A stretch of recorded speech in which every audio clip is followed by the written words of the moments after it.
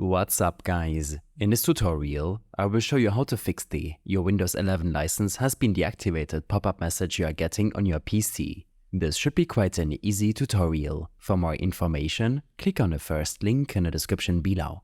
Encountering a message that your Windows license will expire soon can be alarming, especially since this issue was prevalent in Windows 10 and continues into Windows 11.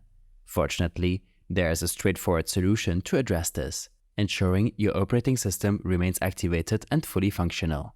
First, we'll use the command prompt to apply a specific command that can revalidate your Windows license. In your Start menu, search for CMD and proceed to run the command prompt as an administrator. Inside the command prompt window, enter the slmgr rearm command and hit enter.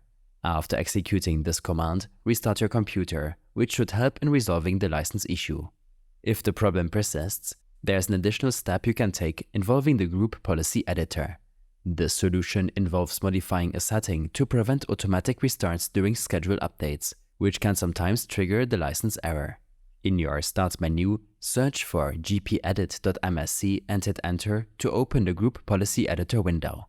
Navigate through Computer Configuration, Administrative Templates, Windows Components, Windows Update, Legacy Policies. Look for the No Auto Restart with Logged On Users for Scheduled Automatic Updates installation policy. Double-click it, select Enabled, and then apply the changes. These steps and more information will be available in our extensive guide linked in the description below. I hope this helped you out. Leave a comment if you have any questions and see you in the next one.